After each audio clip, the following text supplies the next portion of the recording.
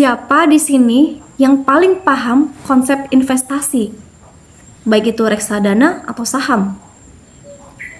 Kamu tahu kan, kalau kita taruh uang sedikit demi sedikit secara konsisten dalam 10 sampai 20 tahun, uang itu bisa beranak pinak menjadi berjeti-jeti loh. Itu namanya compound interest atau bunga majemuk. Nah, James Clear di buku Atomic Habits, dia bilang bahwa kebiasaan kita sama persis dengan uang loh. Tidur telat 1 jam setiap hari nampaknya sepele sekarang, tapi tumpukan efek buruknya pada kesehatanmu dalam waktu 5 tahun lagi itu baru berasa. Nah, itu namanya bunga majemuk yang buruk. Membaca 5 halaman buku setiap hari nampaknya nggak bikin pinter sekarang, tapi tumpukan pengetahuannya 5 tahun lagi, itu namanya bunga majemuk yang sangat baik. So, video ini akan membahas bagaimana caranya agar tabungan kebiasaan kita menghasilkan keuntungan yang besar, bukan malah bikin kita bangkrut. So, kamu penasaran? Kita akan masuk ke materinya. Sebelumnya, Assalamualaikum warahmatullahi wabarakatuh. Welcome back to my YouTube channel. Gimana kabar sobat literasi semuanya? So, aku bakal bacain buku Atomic Habits karya James Clear ini buat sobat literasi semuanya ya. Jangan lupa untuk support channel ini dengan cara like, comment, dan subscribe. Di sini aku bakal membacakan tentang kebiasaan dapat menjadi bunga majemuk yang baik atau buruk bagi Anda. Bunga majemuk yang positif. Nah, bunga majemuk yang produktif menyelesaikan satu tugas yang merupakan tugas tambahan dapat menjadi prestasi kecil pada suatu hari, tapi maknanya bisa sangat besar dalam karir keseluruhan. Pengaruh mengotomatisasikan suatu pekerjaan lama atau menguasai satu keterampilan baru bisa jadi menjadi lebih besar lagi. Mungkin makin banyak tugas yang mampu Anda tangani tanpa berpikir, makin bebas otak Anda untuk berfokus pada bidang yang lain. In the other hand, bunga majemuk yang negatif. Contohnya bunga majemuk yang membuat stres, frustasi karena kemacetan lalu lintas, atau beban tanggung jawab menjadi orang tua, kemudian kecemasan, apakah uang cukup sampai akhir bulan, tegang karena tekanan darah yang agak naik. Dengan sendirinya, penyebab-penyebab stres yang umum ini dapat dikelola. Namun, kalau terus ada selama bertahun-tahun, stres-stres kecil yang barusan tadi akan menumpuk menjadi masalah-masalah kesehatan yang serius. Bunga majemuk pengetahuan, contohnya ya, belajar tentang satu gagasan baru tidak akan menjadikan Anda langsung jenius, so pasti ya, tapi komitmen untuk belajar seumur hidup itu yang akan mengubah Anda. Lebih lanjut, tiap buku yang Anda baca tidak hanya mengajarkan sesuatu yang baru, tapi juga membuka cara berpikir yang berbeda atas gagasan-gagasan yang lama.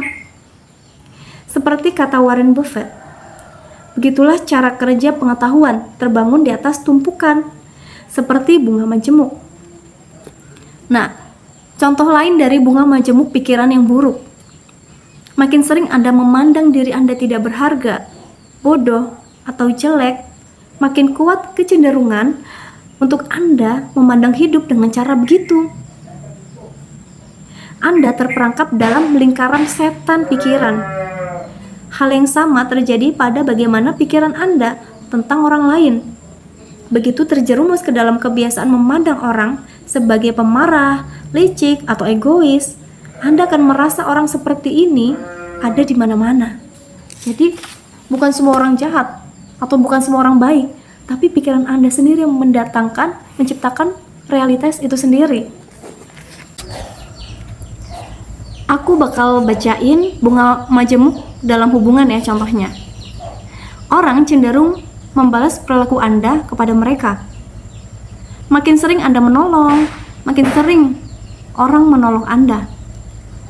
Menjadi sedikit lebih ramah dalam setiap interaksi dapat menghasilkan jaringan hubungan yang luas dan kuat sejalan dengan waktu. On the other hand, bunga majemuk kebencian, contohnya misalnya hura-hura, protes, dan gerakan massa jarang terjadi karena penyebab tunggal. Sebaliknya, agresi-agresi kecil tapi lama dan kekecewaan kecil setiap hari pelan-pelan bertumpuk sampai suatu peristiwa, memicu dan menyebar seperti kebakaran hutan. Wow. Seperti apa kemajuan itu sesungguhnya? Bayangkan Anda mempunyai balok es yang diletakkan di meja, tepat di depan Anda. Ruangan itu dingin dan Anda dapat melihat uap nafas Anda. Temperatur saat ini minus 3,5 derajat Celcius. Meskipun pelan, ruangan mulai menghangat. Awalnya minus 3 derajat, lalu minus 2,5 derajat, kemudian minus 2. Maka balok es di depan Anda masih ada. Sampai di minus 1,5, minus 1,1, minus 0,5 masih belum terjadi apa-apa. Kemudian berubah menjadi 0 derajat. Es mulai meleleh. Kenaikan temperatur setengah derajat ini tampaknya tidak berbeda dari kenaikan temperatur sebelumnya. Tapi yang satu ini memicu perubahan yang besar. Peristiwa-peristiwa terobosan seringkali terjadi akibat banyak aksi sebelumnya yang menghimpun potensi sampai cukup untuk memicu perubahan besar. Pola ini terjadi di mana-mana. Kanker menghabiskan 80% hidupnya tanpa ketahuan dan tiba-tiba berhasil menguasai seluruh tubuh dalam hitungan bulan. Bambu hampir tak terlihat selama 5 tahun pertama hidupnya karena sibuk membangun sistem akar yang kukuh di bawah tanah sebelum menjulang puluhan meter ke udara dalam rentang 6 pekan. Nah, begitu pula kebiasaan seringkali muncul tanpa keistimewaan sampai Anda melewati satu ambang batas kritis dan membuka pintu ke tataran performa yang baru. Padahal babak awal dan babak tengah suatu proyek atau usaha seringkali ada yang disebut lembah kekecewaan. Anda berharap mendapatkan kemajuan dengan cara linear. Jadi Anda bisa frustasi ketika melihat perubahan terkesan tidak efektif dalam hari-hari pertama, minggu-minggu pertama, atau bahkan bulan pertama. Rasanya seolah Anda jalan di tempat. Tapi, ciri suatu proses yang menghimpun banyak hal, yaitu hasil maksimalnya terpaksa tertunda. So, berikut salah satu alasan pokok mengapa sulit sekali membangun kebiasaan yang awet. Orang membuat beberapa perubahan kecil, tapi tidak dapat melihat hasil nyata. Jadi ia memutuskan untuk berhenti. Nah, menurut Anda, aku sudah berlari setiap pagi selama beberapa bulan. Tapi kenapa aku tidak melihat perubahan apapun pada tubuhku? Begitu pikiran seperti ini berkuasa, langkah berikutnya adalah menghentikan kebiasaan baik yang sudah dimulai. Namun, agar mendapatkan perubahan yang bermakna, kebiasaan perlu dipertahankan cukup lama untuk bisa membuat terobosan ke tataran yang saya sebut dataran potensi laten. Bila Anda merasa harus susah payah membangun kebiasaan-kebiasaan baik atau menghentikan kebiasaan-kebiasaan yang buruk, ini bukan karena Anda tidak memiliki kemampuan untuk menjadi lebih baik.